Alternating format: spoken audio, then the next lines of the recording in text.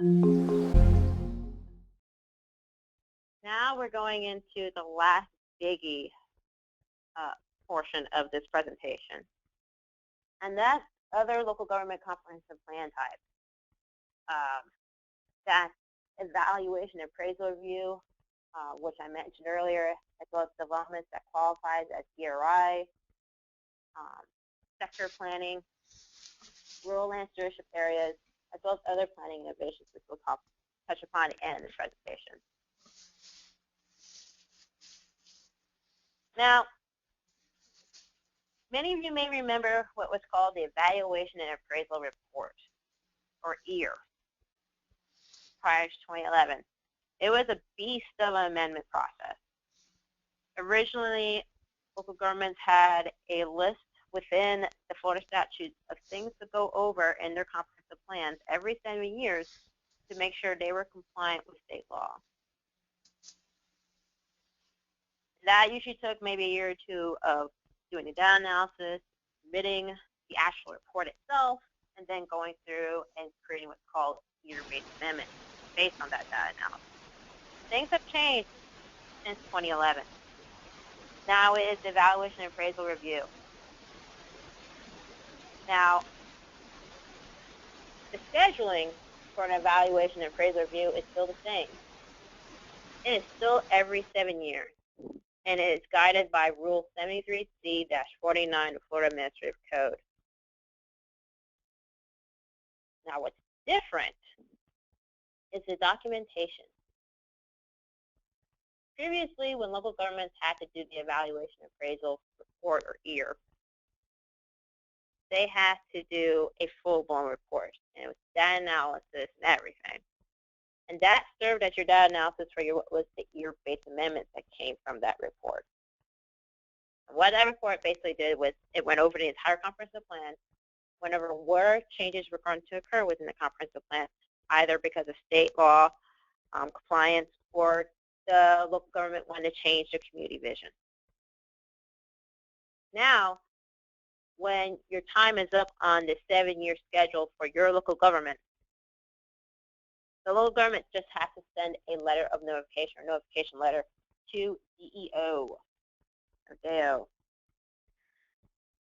In that notification letter, it could be just one page identifying whether or not they will go forward and make what's called year-based amendments that will revise your comprehensive plan. Or they may just identify in that letter they will not do that, that they're compliant with state law. The letter just has to identify whether or not they are compliant with state law and whether or not they were going forward and doing their year-based amendments. The letter could be 1 or 2 pages. Some local governments decide to go through and do the entire report so they just get the data analysis done with. But it must be noted that when a local government indicates to DEO that they will be doing year-based amendments, they must submit those amendments within 1 year after submitting their notification letter to DEO. Now, the prohibition that's associated with years,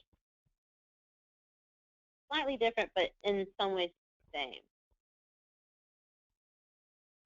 If a local government does not submit this letter of notification about whether or not they're doing their year-based amendments, by the time the schedule comes up for them, they'll be unable to amend their comprehensive plan until they submit that letter. And there's a similar prohibition in regards also to year-based amendments. So please, when you're dealing with year-based amendments, adhere to the timelines that are within statute so you're not prohibited from changing anything in your comprehensive plan.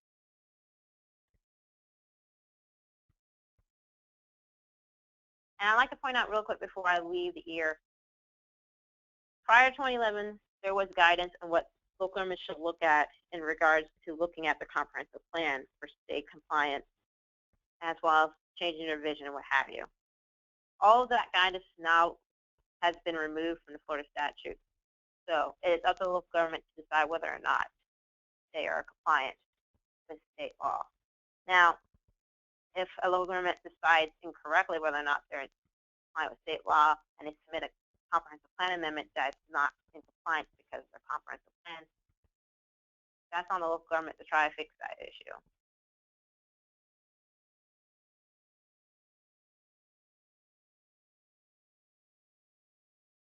Now, I'm going to skip this slide, really. I'm just going to touch upon it very quickly. I only want to generally talk about developments of regional impact, and essentially those developments that would qualify to be a DRI, as we discussed it earlier in the presentation. And the changes came because of Senate Bill 1216 this year, which basically changed what new DRIs, how they would be reviewed and what process they would go through. So I'm just going to skip over this right now, and we'll talk more about it for the Chapter 4 webinar, since we also discussed a little bit earlier. And I'm going to jump into sector plans. All right. Sector plans are the new big kid in the block, if you consider that. You may have heard of sector plans such as Divisional, Latchwell, or Plum Creek, Sugar Hill, Bay Walton, and others. The majority of sector plans that you know about today have been developed and approved after 2011. So where did this program come from? Originally, it was a pilot program that was begun in 1998, which produced the state's 4 original sector plans. The grandfather of all was Horizon West.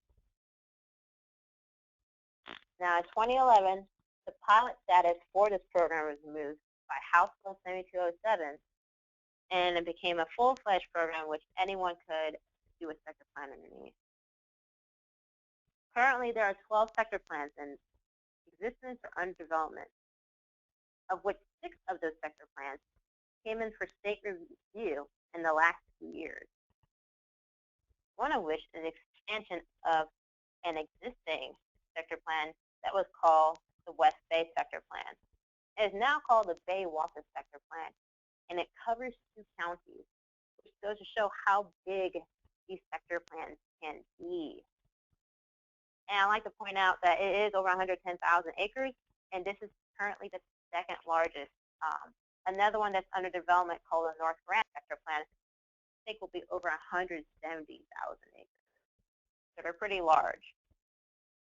The intent of the sector plan program was to provide an alternative to the DRI program. It was to encourage long-range planning and the conservation of natural resources. To be eligible for a sector plan program, it's kind of like getting on a roller coaster. You have to be of a certain height. For sector plans, you have to be of a certain size. Eligibility, you have to be at least 15,000 acres. And you could be within one jurisdiction, or like Bay Walton, across multiple jurisdictions.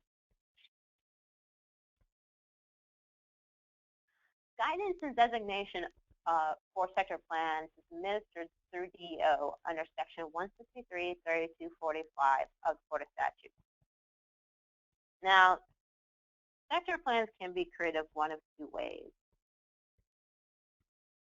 There is what I would call a regular method. That regular method, and we'll get into the components of sector plans in a little bit, consists of the local government creating what's called a long-term master plan, which is one of 2 components of a sector plan.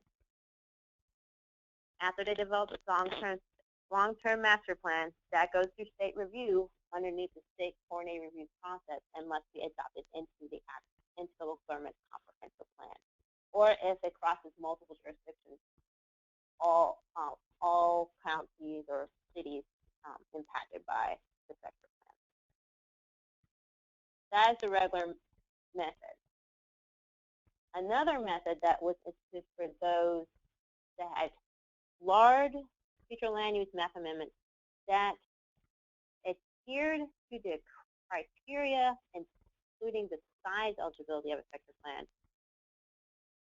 were allowed to become sector plans in 2011, and those are called future land use map conversions. Essentially what happened is when the sector plan program left its pilot status, the state wanted to give those 2 had incredibly large future land use map amendments that could technically be underneath the sector plan program. The ability to make those future land use map amendments sector plans. And only 3 were done. That was, as you see on the slide, the East Nassau Community Plan. There's also Rodina and Hendry County. That was another example of flume conversion. And I cannot recall the third off the top of my head right now. But since then, you don't see flume conversions very much. You mostly see sector plans going the regular method.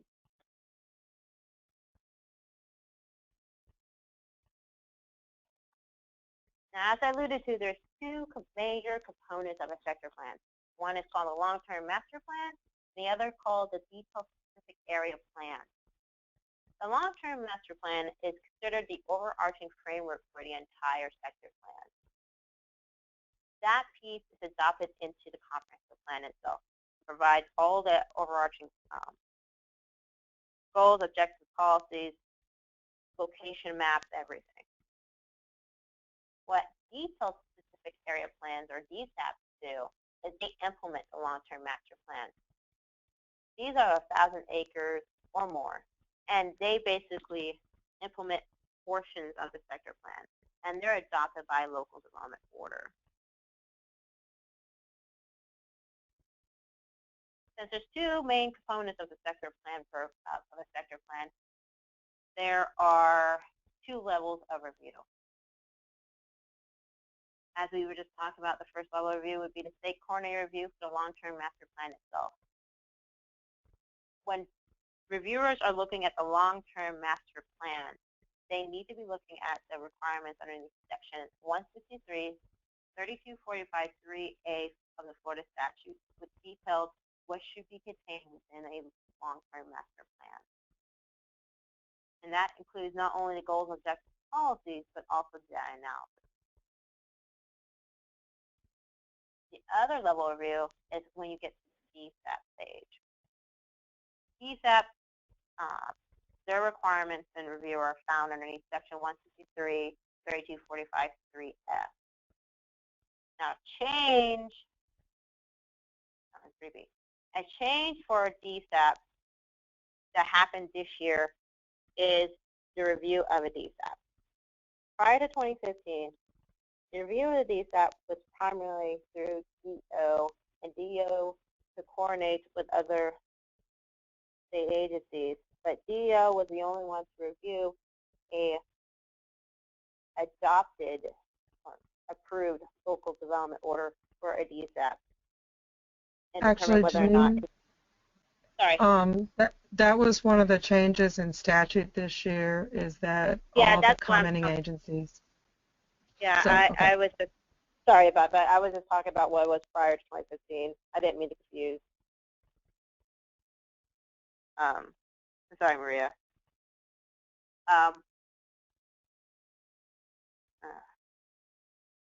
So essentially, prior to 2015, it was DAO looking at the DSAP as the approved local development order, and checking to ensure that it was consistent with the long-term master plan. As Maria was about to talk about, with changes in Senate Bill 1216 for December 2015, we now have a 30-day review period for reviewing agencies in regards to DSAP. And this is a little different, because instead of reviewing DAO, reviewing at the adopted local development order stage, when an applicant develops a proposed DSAP, they are required now to send their proposed DSAP application for review by reviewing agencies. That will include FDOT. So FDOT now has the ability underneath Florida statute to review a proposed DSAP and submit comments. And they must submit comments directly to the local government within 30 days of receipt of the proposed DSAP. After that happens, the applicant must address the comments identified during a 30-day review period in their development of their final proposed DSAP application, which would then go to local government for approval. At that stage, it then goes back to what was happening originally prior to 2015, in which DAO would then be the recipient of the approved local development order, and what then they will review to see if it adheres to the long-term master plan, goals, objectives, policies, as well as internal consistency with the plan itself, like other state laws.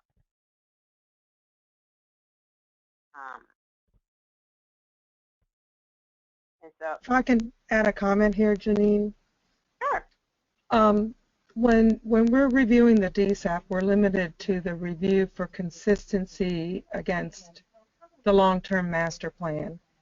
And since the purpose of the sector plan is to replace the DRI process, one of the issues of concern to FDOT will be to look at those extra jurisdictional impacts to important state resources and facilities.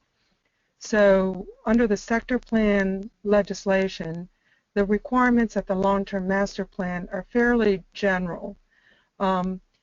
So the mitigation does not really happen until the detailed specific area plan is done. What's required at the long-term master plan is to generally identify the facilities and services needed to support the long-term master plan, and the sector plan needs to have procedures for working with and addressing those extra jurisdictional impacts. So it's critical that the long-term master plan establish a good set of procedures to work through and identify a process to work with the agencies to address those extra jurisdictional impacts, because again, the mitigation is not really required until you prepare the DSAP. Thank you, Maria. And actually, before I leave this part, does anyone have questions on sector plans really quick?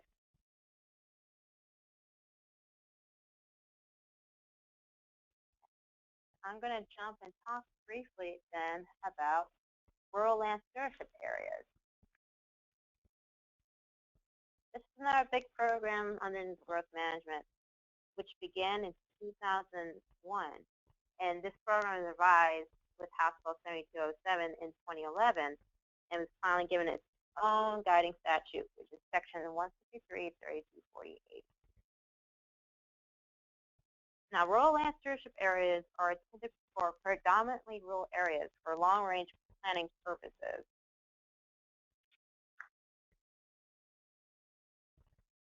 For an area to be eligible to become a rural land stewardship area, it has to be at least 10,000 acres or more outside of any urban areas or any urban service areas. It must be designated by a plan amendment as an overlay. And just as a note, similar to sector plans, rural land stewardship areas can cross more than one county. Now, sector plan, my apologies. Rural land stewardship areas, the overlay amendment itself is initiated by the landowners and must be submitted for state review underneath the state coordinated review process. Now, currently, there's only 2 counties within the state of Florida that has rural land stewardship areas. That's Collier County and St. Lucie County. So that, what would an RSA comprehensive plan amendment consist of? It consists of 3 major things. Criteria for designated stewardship receiving areas, SRAs, and stewardship sending areas, or SSAs. Now, SSAs and SRAs are being used here to guide development to more appropriate places while protecting agricultural lands and activities, as well as other traditional rural land uses in the natural environment itself. plan amendment itself will also contain innovative planning and development strategies and associated implementation processes regarding the functional land uses and other stewardship functions. The plan amendment would consist of a mixture of density tendencies which would discourage urban sprawl and protect natural resources. In total, this comprehensive plan amendment is supposed to promote rural land stewardship areas and protect the rural lands, as well as stimulate economic growth and diversification of the economy. Now, the slide before you, you're going to see is an example of an RSA map from Collier County. And as I identified previously on the slide, there are some main components of an RSA. There's the SRAs, SSAs, and what's called setting area stewardship credits, which are associated with the SSAs.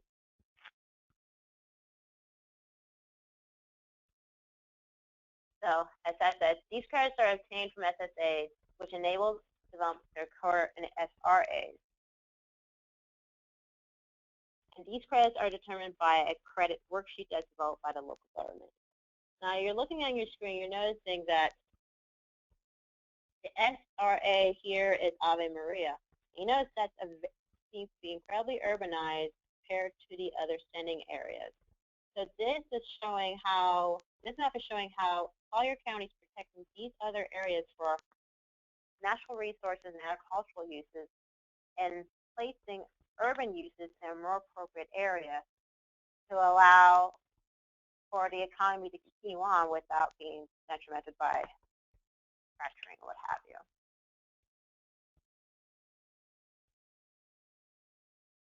And on the bottom of this slide, you'll see it when you get a handout for this presentation, is a link to Collier County's example that I'm showing on the screen. Now, another example from Collier County, as I was just alluding to, is the stewardship credit worksheet. And this worksheet tells the applicant basically what kind of credits you get for what type of areas they're spending development from for density and intensity purposes.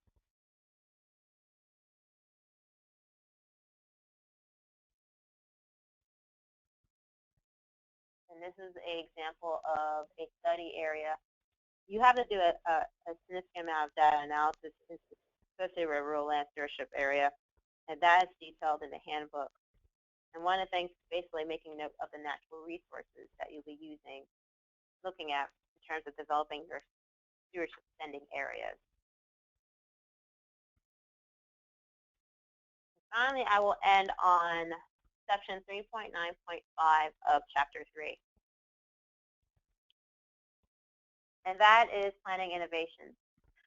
So in House Bill 7207 in 2011, section 163.31.68 got encouraged and updated. Within this section, the legislature wanted to promote innovative planning tools and also required DAO to coordinate with agencies to provide technical assistance to local governments that are trying to use these innovative planning tools. Innovative planning tools identified by the statute include but are not limited to visioning, sector planning, and rural land stewardship area designations. Other planning innovations that examples that might be you can see now in terms of coordination, such as the FDOT's multimodal mobility review planning guide and FDOT's multimodal transportation best practices and model element.